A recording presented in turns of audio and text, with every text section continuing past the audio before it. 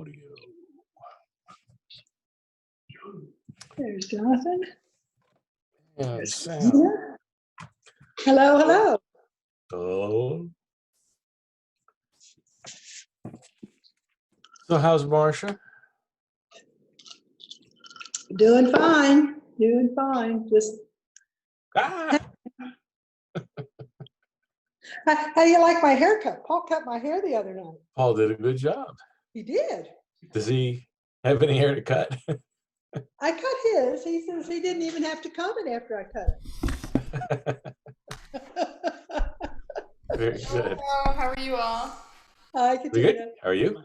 Very good. Oh, here we go again. You are zooming in again. So he wanted to show y'all his haircut. We gave each other haircuts night before last. Oh, you did? Well, looks great. Hey, Dean, how are you? Hey, I'm doing well. Thank you. Thank you for the invitation. I'm glad you're here. Your hair looks lovely, Fishers. Jonathan, you've had a haircut too. And we haven't been to the hairdresser since all this started. We've been cutting each other's hair, so. We haven't either. I did let my boys, they were begging for a haircut, and I saw a place that was doing them on the sidewalk as a fundraiser. So I took them to that. They did an outdoor haircut. Okay. Yeah, that's what we do. Yeah, we go out on the porch and let the white stuff just float away in the breeze. I did buzz Aaron's hair at one, or Nolan's, I mean, one time. My dad would sit us on a white bucket outside in the driveway. He was a Marine, and so he would put the setting on 0 and just shave our heads every May, always telling us, "Oh, this is how we're going to keep eye on the ticks." That'll do it. Yeah, we do it. We didn't have that many ticks, but we were bald every year from 8 to probably 13. Never had ticks in your hair, right? Never. Or you could have just worn a hat. That's true. We took a walk in the woods a couple of weeks ago, and oh my gosh, I came home covered in ticks. It was just Wow. Seriously. little seed ticks. Hmm. I hope your You dog do did. have some woods. Yes, we do. Did you take Harley with you? She goes everywhere we go. She likes to be with us. She's right under our feet all the time. You know, she's an Get a bunch of inside ticks. dog now. So I ticks don't differentiate between races. Or species. You know, Harley was black.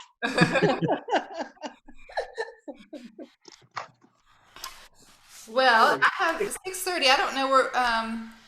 I know Bill will not be here tonight. I haven't heard from Judy and Sarah. They're usually here, but if they come in, we'll let them in here in just a second.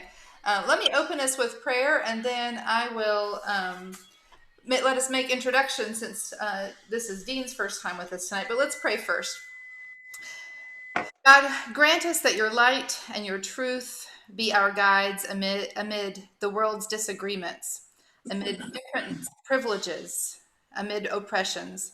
Let your grace and forgiveness be the lens with which we look toward one another and ourselves. And we lift our prayers up to you in the name of your Son, Jesus Christ. Amen. Amen. All right. Well, let you all make introductions. This is my friend Dean. I'm pointing as though you can see where I'm pointing to. On my screen, he's there. Hi, Dee.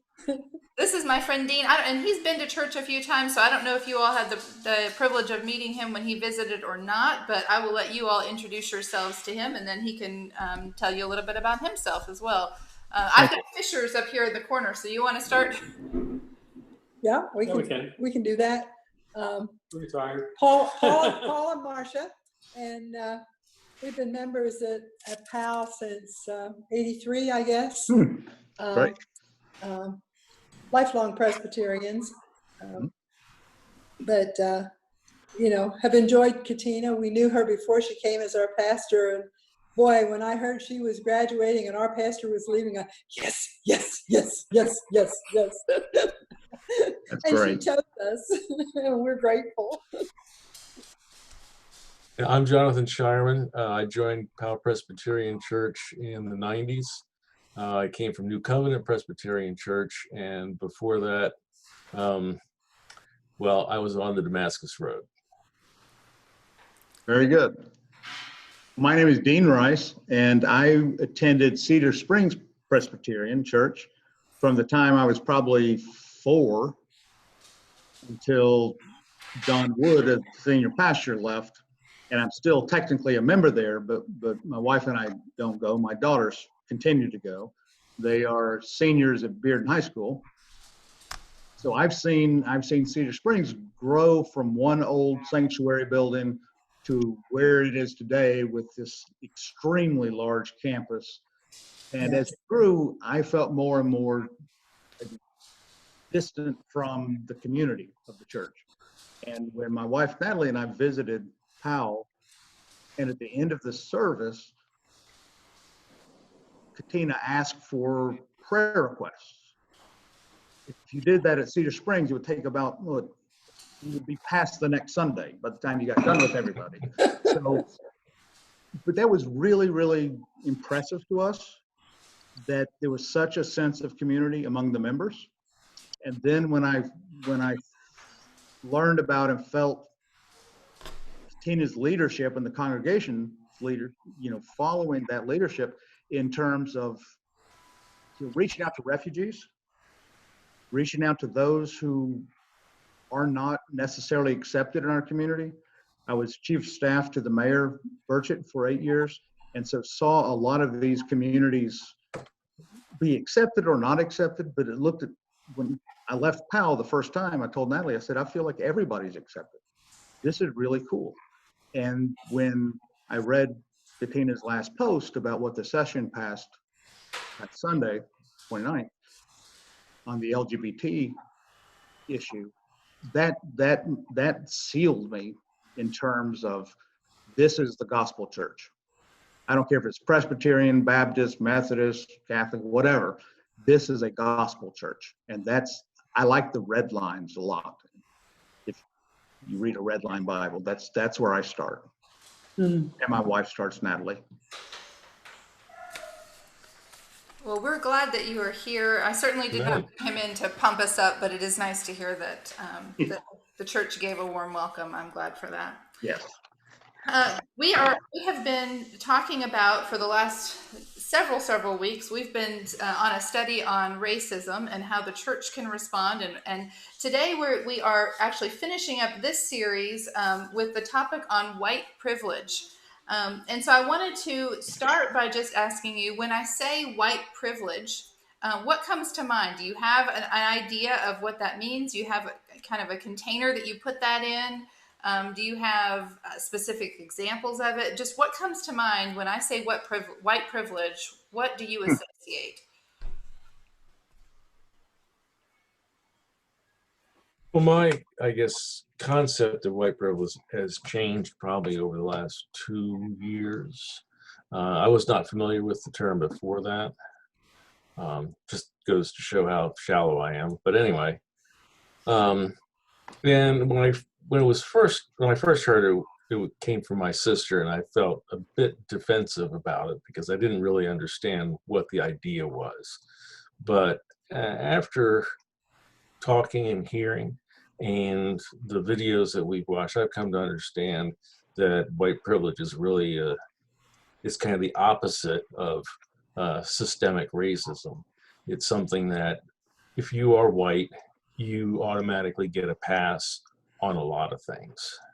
You're almost automatically bumped to the head of the line, and in lots of things, and you don't even know it. That's my take on it. That's a good take, I think, Jonathan. We don't know how other folks feel that are not white. there's no way for us to understand the way they feel. I mean, we can hear them talk, but you know, we can't really walk in their shoes. We watched the John Lewis documentary that they had on the other night, and you know, I can't imagine what it was like for folks in the 60s. You know, we saw a little bit of it when we lived in Delaware because they started busing, and I went to one of the meetings, and I just didn't realize how prejudiced my neighbors were. I mean, I only went to one meeting because I couldn't stand it. I mean, it was just the way they were talking was awful, and I thought, good grief. And so many Christian schools popped up in our community after that. You cannot believe. I mean, it was awful. And we moved right about that time, so we really weren't impacted by it the way a lot of people were. But I sure didn't. I didn't want to be involved in what my neighbors were doing. Well, I grew up in a family in the South, in Tennessee. On one side of the family's roots went back generations in Georgia. And my great, somewhere in there, grandfather owned a watermelon and cantaloupe plantation, very wealthy. And he had slaves. And when the Civil War took a turn for the worse for the South, turn for the better for the world, but for the South, he thought he would be very wise and go and sell all of his slaves and get the money. So he took them all to Savannah, sold them all, got all this money, became very wealthy, and then the Civil War ended, and he was sitting on a wealth of Confederate money. Oh, And he rightly so lost everything because he had put his bet in evil, in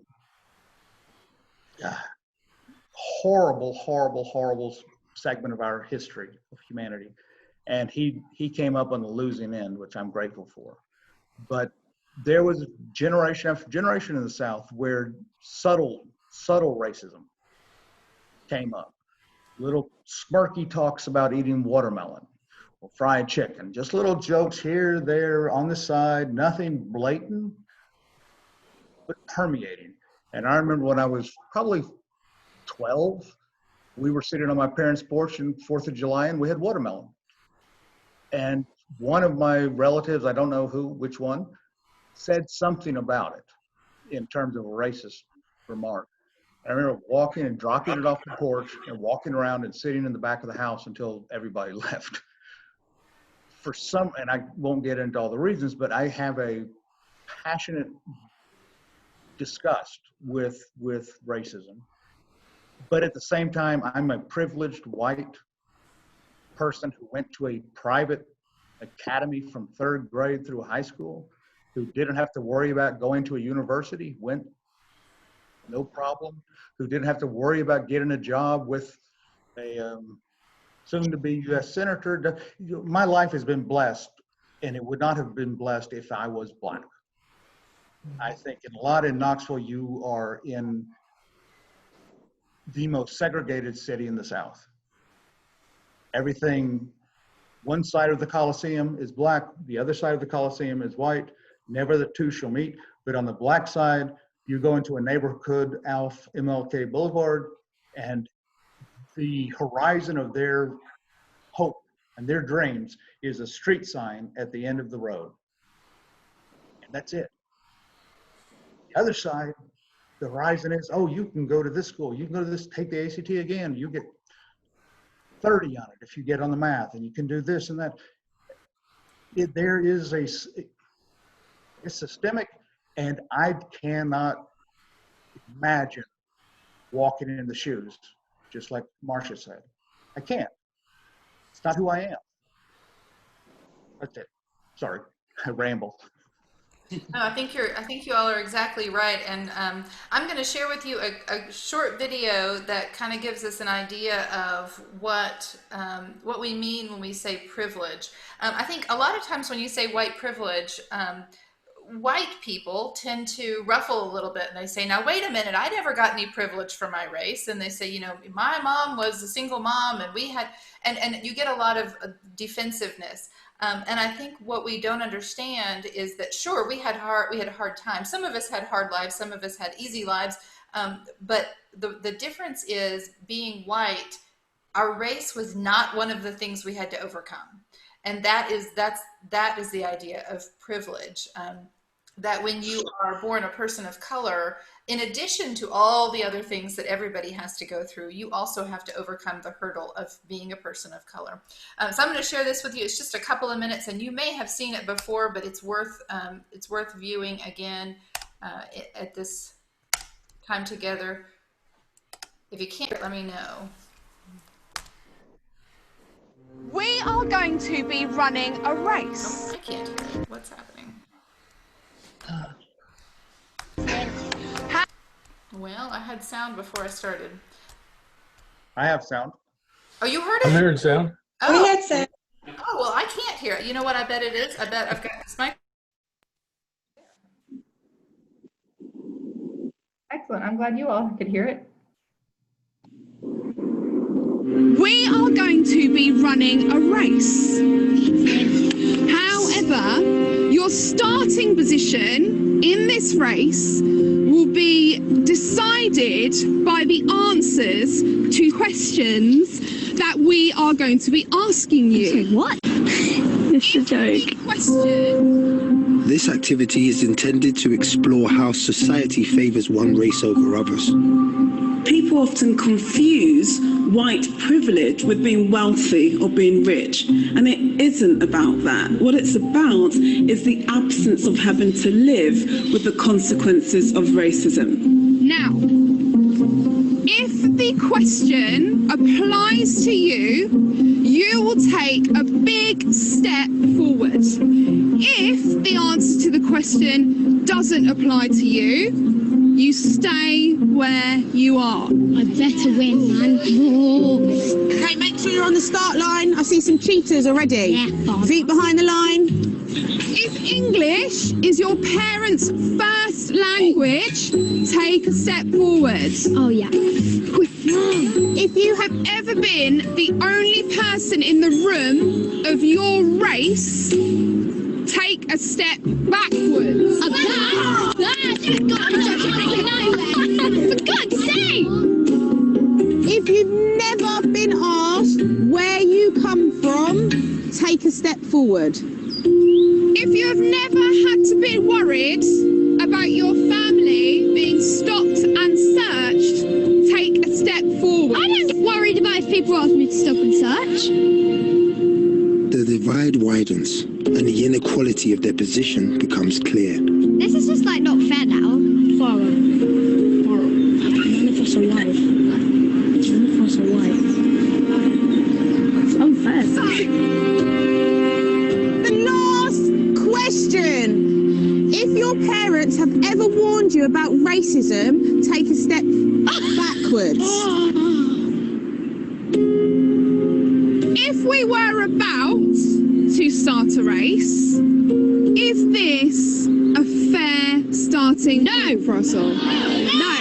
Mackay, how do you feel standing there in the field of runners? I kind of feel a bit alone. I can't really see. I'm literally just by myself, more or less. I'm just a bit frustrated and annoyed that society nowadays really isn't fair. And I just wish everybody could be equal. Farah! It's kind of frustrating that, like, me and Sarah are just standing at the back here while the majority of people who may be white are, like, standing right at the front. That just frustrates me a bit, because it's almost as in what society is today. I don't want this to be how it is, but it is, so it just gets a bit frustrating. Henry, how are you feeling being right at the very front?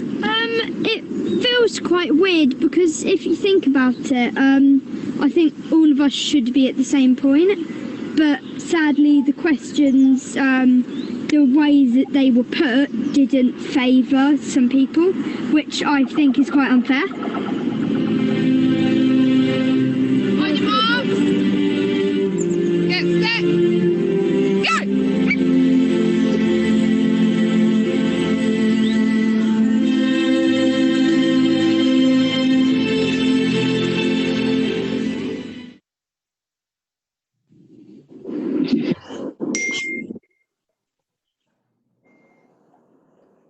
Have you all seen that before, or some variation of that?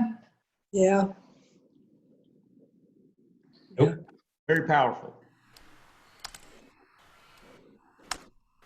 What do you think about that? What do you think about that experiment or that exercise? Well, it's pretty illustrative, I think. But it's also cool they're all British.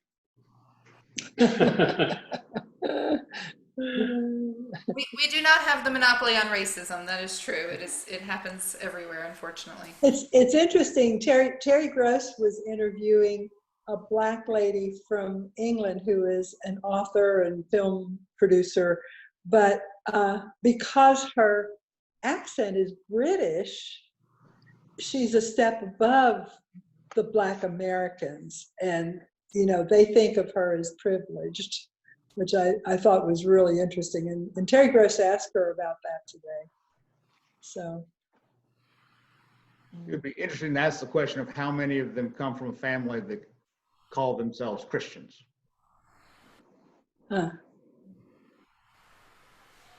Yes. That would be do you think that would put them in a privileged category or the other way? Very, very much so, regardless of whether they are or not. The claim in our world sets you above.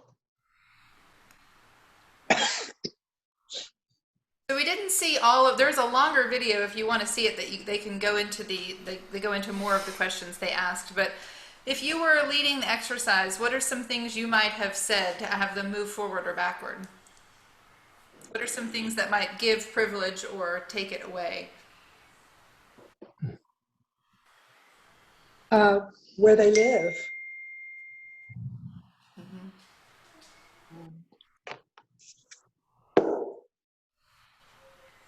I was just watching an article, or it was an online video the other day, where they said that there is an app called the Sketch Factor, and you can download this app and it will tell you about different neighborhoods and stores and so forth, how, quote, sketchy they are. The person who was doing the interview said, well, we all know what sketchy is, right? I mean, we're talking about, that's where Black people are. Those are the sketchy neighborhoods. And they said, no, we're talking about the neighborhoods that are dangerous. And they said, well, what's your data? And they couldn't, there's no quantitative data to it. It was purely a sketch factor. And I thought that's a terrible thing that we're giving to the next generation of smartphone users, to say, be sure to avoid Black neighborhoods and blackout stores and so forth.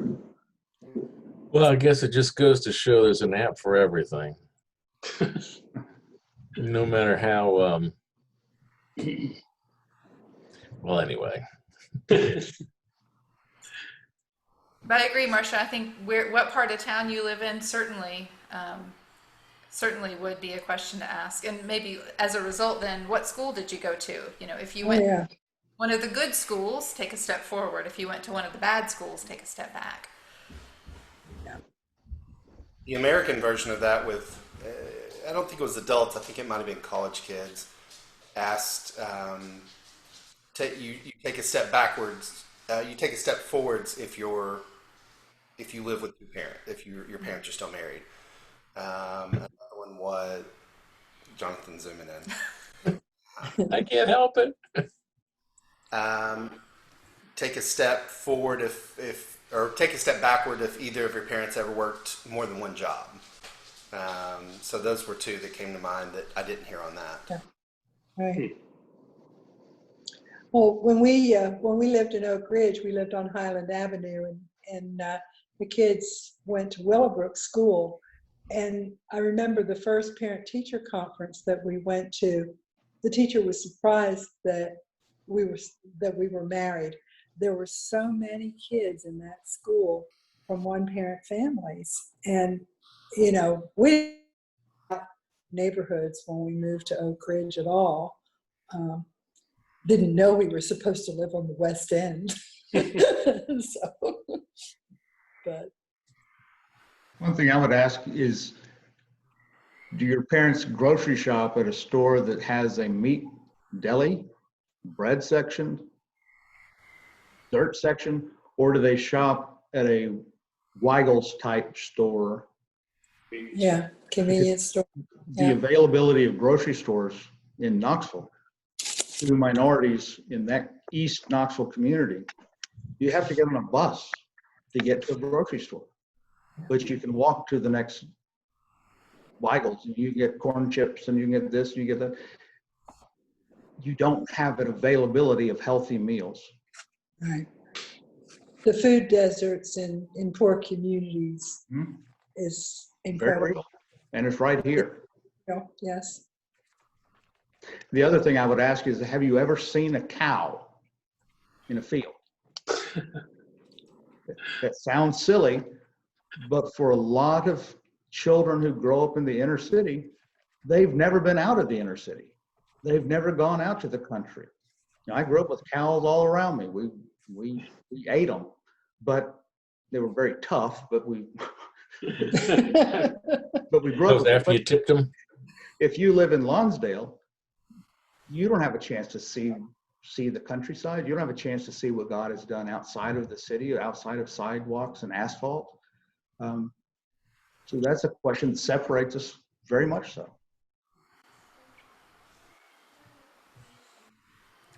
I wondered about asking about incarceration. Do you have a parent who's been incarcerated or a loved one who has been incarcerated? I think that question is a huge one in privilege. Because the numbers of incarcerated white people are significantly lower than black.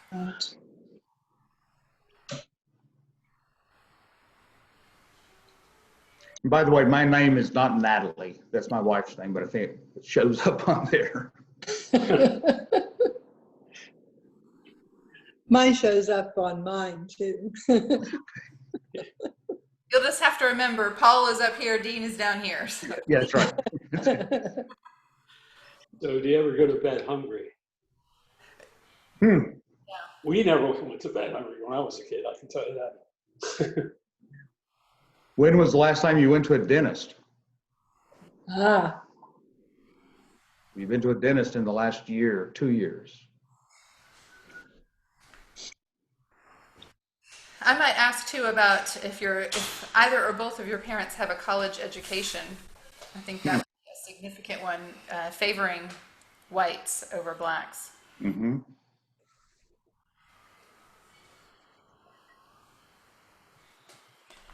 So I think it sounds like you all have a pretty firm idea of what white privilege is. So then the question is then, what do we do about that? We have white privilege, and I can't reject my own white privilege, nor can I give that to my brothers and sisters and siblings of color. So what do we do now that we know that this is a dividing factor?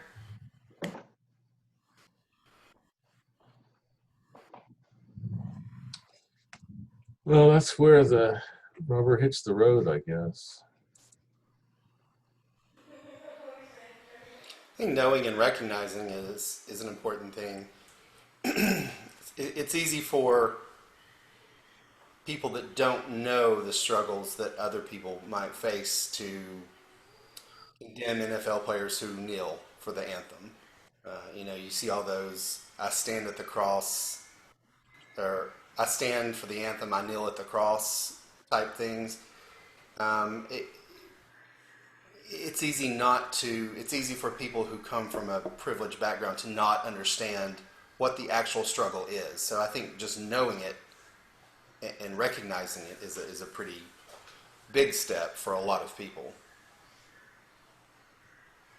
I think an even more difficult conversation, to be more niched, I guess, but maybe not, is orientation privilege. My friends that are homosexual, whether they be women or men, they face discrimination, subtle, every day of their life, and there's no protection. Realtors that take them to a house, and the apartment finds out that it's a lesbian couple, and no, it's all of a sudden it's booked. The dentist that says, "Oh, I can't see you this week. How about next October?" Because they found out the guy's gay. And I don't know, this is off topic, but I don't want to get into that. But I think that's an area that's almost as important or more difficult to discuss than race. Sure. Yeah, I think white privilege is not our only privilege. That's why we call it white privilege as opposed to just privilege, because we have our socioeconomic status, our sexuality, our race, our nationality. There are so many things that give privilege. You gentlemen in the room have a privilege based on your gender, so there are certainly lots and lots of different privileges that hold us up and also push people down. And I think it is important for us to open our eyes to those things and see how are immigrants being pushed down by their status and so forth. And all of that is super important, that just the recognition. But is that all we can do, is to just be aware? Well, I think it's like Mike said, it's a big first step. And once you take that step, other things may present themselves. Like Dean going around the house because he was unhappy with his relatives making racial slurs. I think speaking up when you hear something is a big right thing. Yeah. It's easy for people to say that they care and they want to make a change, and it's also easy to be silent when nothing happens. So I think that would be an important step too. Maya Angelou, the poet, in an interview with Oprah Winfrey, said that when she's in her house, in her room, and someone's there and they begin to speak racial slurs or things that are racist, she said, they stick to the walls. They hang there. They make my room dirty. And I tell them, I want a clean room, get out of my house. It was a very, very vivid way to say that racism almost drips from us. It stains us. It stains where we've been. Our conversations stain those that heard it. And I don't know what we do. You look and you say, there were Christian ministers walking the Pettus Bridge on Bloody Sunday. They took the first step. How many times do we have to take the first step? And I'm not being rude because I have no idea what the answer is.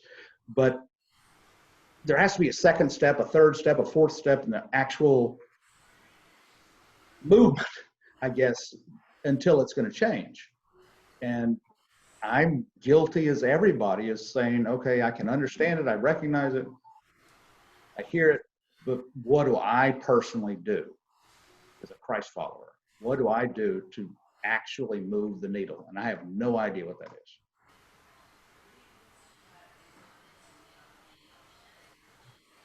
I think the idea, when you recognize it and you're in a situation where you have an opportunity to say something, you do.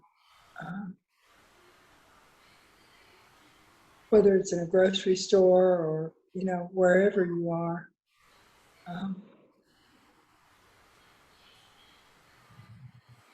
Well, I think a lot of these things are related to laws and the way laws are enforced, and programs like affirmative action programs. Even when the affirmative action programs don't work, you need to affirm the affirmative action. I seems like voting rights, people are actually starting to lose their voting rights now, and that's Well, you're tough. right. We're going backwards. Requires some legal and political action to turn these things. So, somehow you have to maybe become politically active to work within these, to change these systems and make them work again.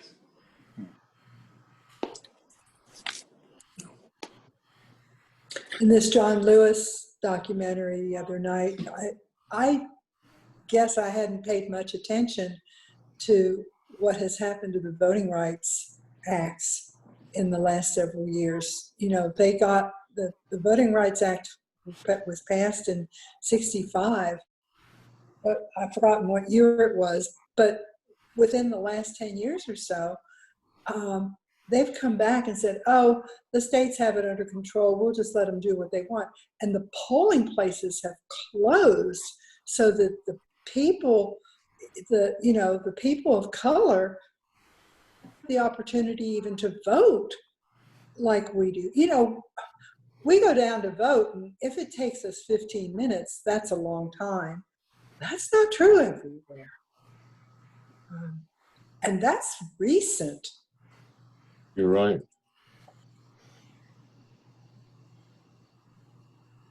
And it needs to be changed back.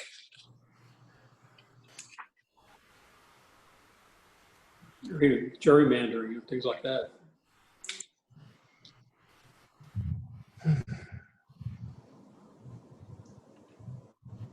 Well, They have this coming year is redistricting. That's an opportunity for us to voice something when we see proposed districts being drawn up in a way that ostracizes or limits the power of minorities or people of color. Yeah. It's all done in the redistricting, and it's all at the state level. And it's approved by the state legislature, signed by the governor, and it's done for 10 years. Yep. But we live in Tennessee. How are we going to change that? Well, they've got this, 2-minute show on WOT in the morning during the news about women voting. And one of the things I heard one of the women say was, we have these people in office because we vote them in. You get what you vote for. Well, that is true. We are, well, gotta change the makeup of the legislature. I confess, I pay little attention to the people who are running for local offices, but my goodness, that's where it starts. And those local people get elected to higher offices, and pretty soon they're in the state legislature, and then the national legislature, and we're blindsided. We don't even know what they believe. A young man came up to Senator Baker. He told this story, and said, what's the best way I can make a difference in elected office? What do I need to aim for? And Senator Baker said, he looked at him and said, run for local school board. That's where it starts. And that's so true. What you're saying is absolutely true. Rubber meets the road at the most local level, where you can see the person in the grocery store, you can see them in the congregation, you know them. If they go higher and higher and higher, who knows?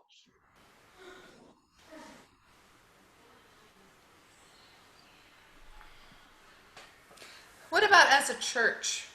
So we kind of talked about as individuals and as voters, as citizens, what we can do.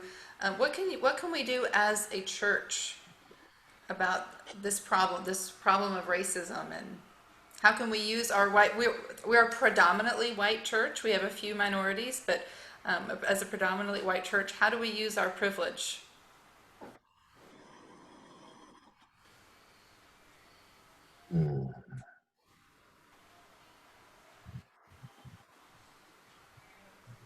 Well, I guess, I have mixed emotions about what I'm going to say, because I think that reaching out through missions is one of the ways that we can do it. But then, you know, Katina, you and I talked about this, you know, you go, oh, well, I'm on the giving end, we're so good. and you guys are on the receiving end, you need my help. And that's wrong. That's wrong. So, you know, I've been going to Haiti for a lot of years, and, you know, I don't know that I've ever really done what I should be doing there. Thought I was, but I'm not sure.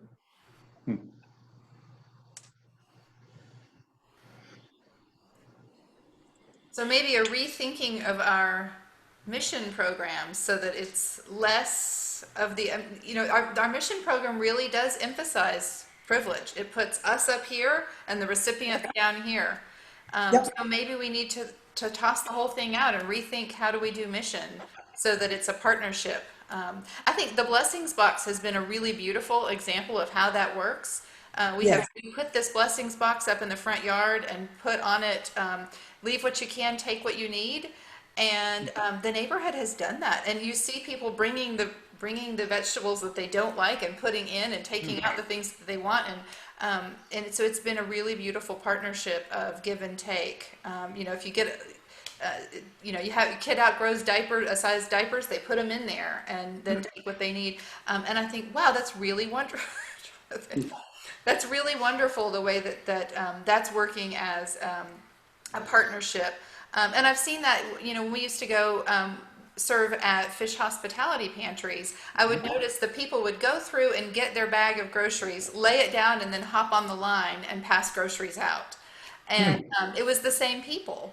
And I thought that really is the way that it ought to be, that it's, you know, rather than there are givers and receivers, there's an idea of we're sharers, that we have this collective pot, and how do we split it up so there's a more equal distribution, I think is a lovely way. So I love that, Marcia, and I think that deserves a conversation at the mission team level, I think, to talk about how we can rethink our mission programs. I think so too. We did, a few years ago, we did a Sunday school unit on toxic charity. Siobhan Warren led it, and it was a pretty good eye opener. So, although we don't have a lot of people in Sunday school, so the word may not have gotten out as it might have. You got to start somewhere. Yeah. What was your key takeaway?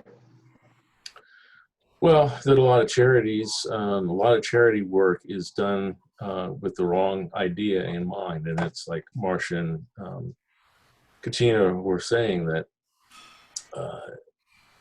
one, the giving doesn't really meet the need. It meets the need, doesn't meet the need of the people who are receiving it. It meets the need of the people giving it. Right. And that a lot of charity is wasted because of that. I always thought that was one of the good things that we did when we did Second Harvest, because people got a grocery cart and they shopped for what they wanted. And I always thought that was better than fixing bags of food that they weren't going to eat. You know, it was going to go to waste. And I was always surprised that people would come through the line and say, oh, no, I've got plenty of spaghetti. I don't need that. You know, somebody else will need that more than I do. And I thought that was a beautiful thing, really. And while, you know, we were still on the giving end, at least they had a choice. And felt like that was a step in the right direction.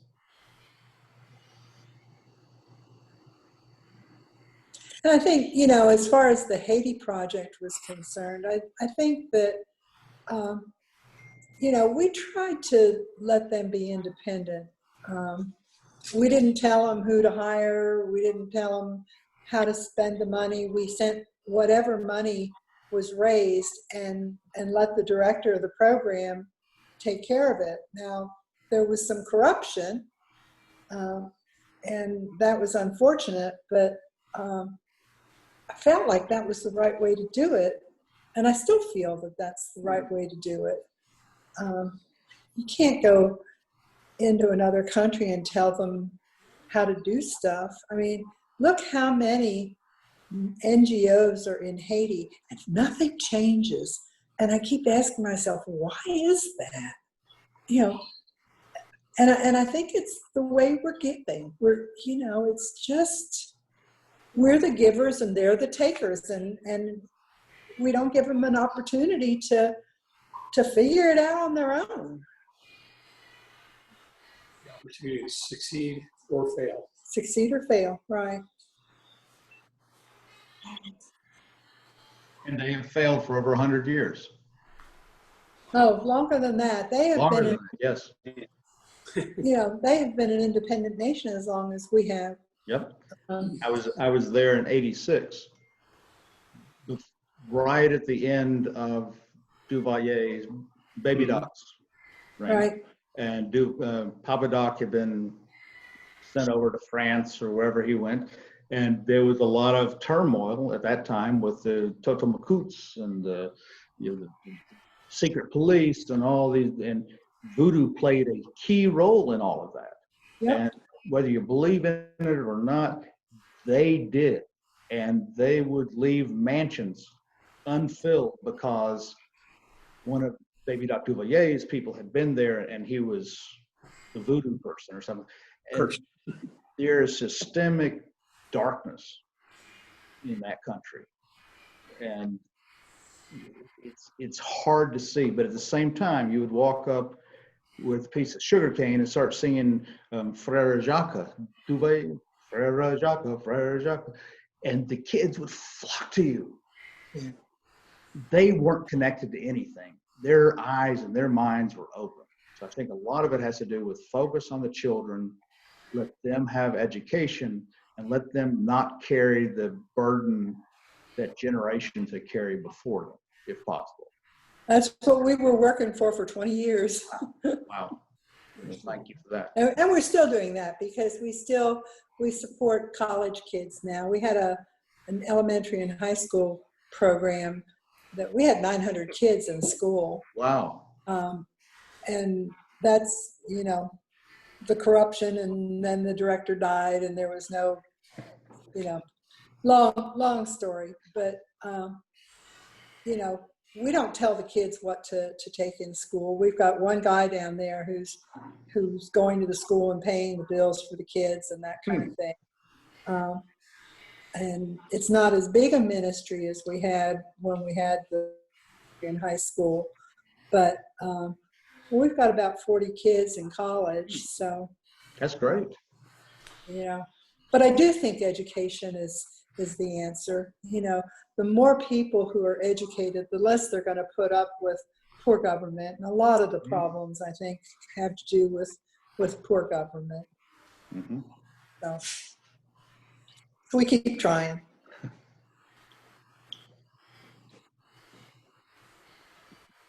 And to your ideas, I add also, I know we're out of the building right now, which is frustrating, but I think the most diverse that our church ever is on Wednesday evenings.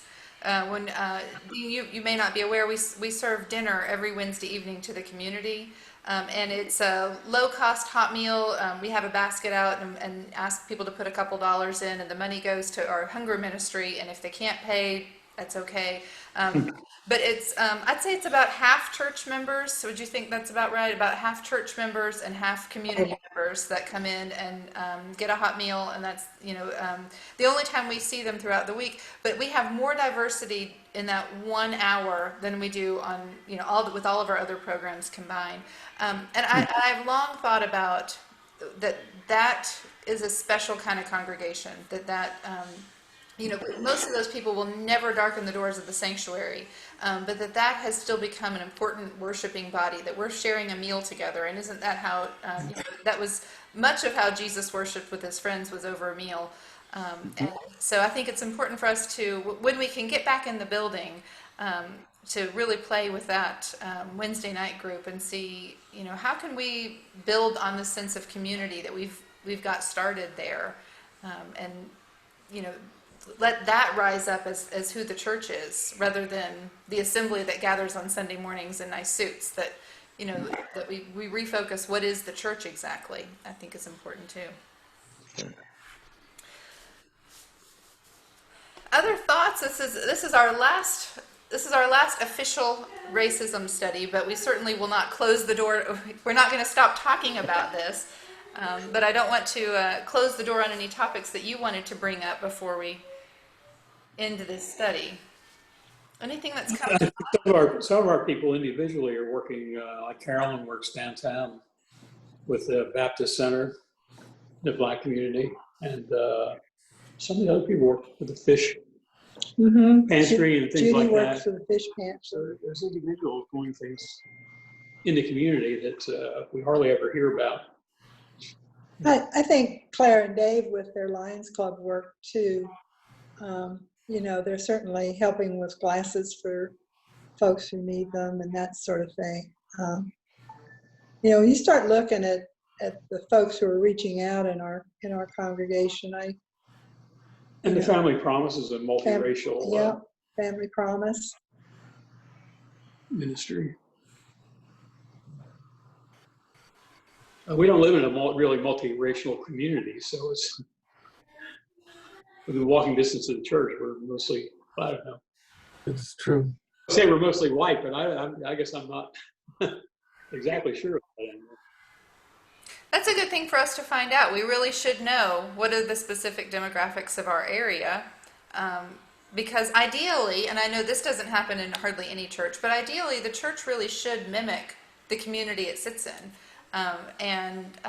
That's a hard thing. I've heard people say that the most segregated hour of the week is on Sunday morning, because there are black churches and there are white churches, and it's so rare for the two to mix. And it's such an unfortunate thing, because that's the 1 hour that we set aside to worship God, and God created this diversity and this multitude of creation. So it's a sad thing, I think, that we have split ourselves up. Did you all catch? I know you are NPR listeners. Did you catch the interview the other day with the Baptist minister who talked about purposely creating a diverse church? Did you catch that? Fascinating interview. And I'm furiously writing notes down, thinking we're doing this all wrong. And this I have some ideas for us to play with once we're back in the building too, about how can we mimic the neighborhood better? How can we make our congregation look more like the community we sit in? So. Well, we're certainly in a Baptist community. I mean, there's it has to be more like a Baptist church. This is Tennessee we're talking about here. I've got 3 sons, and 2 of them turned out Baptist, and all my grandkids, I don't know. We're raising a Baptist grandchild preacher who has 3-point sermons. Well, I feel like the Russian story of a donkey pulling a plow in a field, and there's a fly on its back, sitting there. Donkey works all day, the fly sits there all day, they get done, and the fly says, "Well, I think we did good work today. Thank you for letting me be a part of something that's yours." And I feel like the fly on the donkey's back, but not that you're donkeys, but I feel like the fly. Yeah. Well, these guys will put you to work. They won't let you sit around long, so. We would love that. How can I pray for you all this week? What's going on in the church and in your worlds that we need to be aware of? Well, I was thinking about Family Promise, because we're supposed to have the families again in August. Are they still keeping them at the day center? They're still sheltering in place, and so they have asked us to do just what we did last time, which was provide meals. And last time I think everybody felt like we were sitting on our hands, and so they also did a collection of supplies.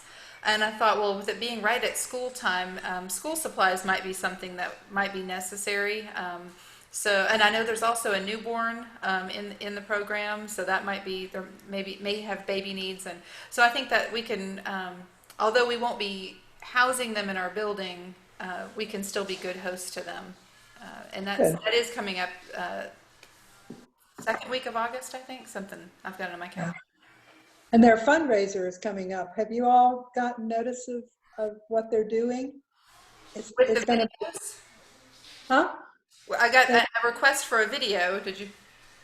The Pasta cook-off. The pasta cook-off, the Bluegrass and Pasta Festival. They're doing a week-long thing online that you can get tickets for and tune in and make donations and that kind of stuff. So we ought to copy that and put it on the church website or something. Yes, do. I haven't seen that specifically. I got an email from the new director asking us to do a video of our experience as a host church with Family Promise. So I need to get some key people to help me put that together. And I think that's for that event. That could be. Yeah, I think it is too. But there's supposed to be, music and some concerts and celebrity chefs and that kind of stuff. So, but a week-long thing. So. Very good. I hope it works out for them financially, because they usually make about $50,000 to $60,000 on that thing. So that's a good part of their budget. We'll certainly keep Family Promise in our prayers and all those folks that are in the program and coming in and going out. Other prayer requests? I talked to Bill today. Bill Westmoreland he thinks he will be, he had heart surgery and he's now in rehab, and he thinks he'll be going home on Monday, which is significantly earlier than he had thought. But his family has already gone back to Colorado, so we will need to step up and do some meals and so forth, because he is limited in what he can lift and do. So keep Bill. I got the message loud and clear about bringing food if that's your gift. You know it's not mine. So. Hey, Marcia and Paul are our resident cooks.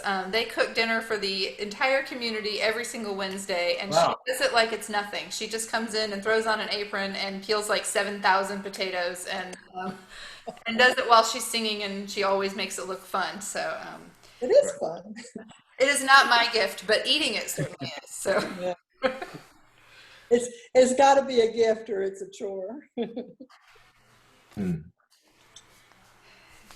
Any other prayers?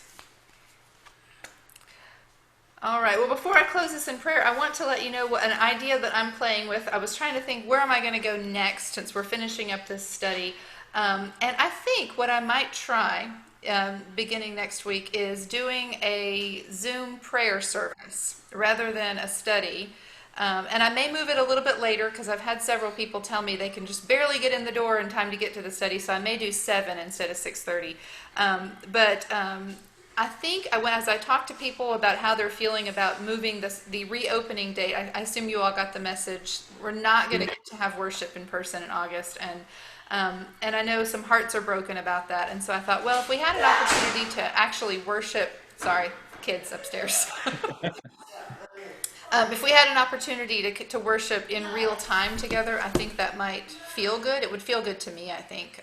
So I'm playing with that idea. We may try to do some sort of prayer service next Wednesday and see how it goes. We won't lock ourselves in. If we like it, we'll do it more. And if we don't, we'll find another study to do. So that's where I am, I think. Thank you all for being here. Let me close this in prayer, and then I'll send you on your way. Let's pray. Loving and merciful God, help us to see you in everyone. Guide us in our journey to hear all voices and recognize all actions that oppress creation. Oh God, hear our prayer. Amen. Amen. All right. Thank you, Dean, for joining us. Thank you all. Thank you. Good to see you. Glad you're here. Thank you. It's great to be a part of it.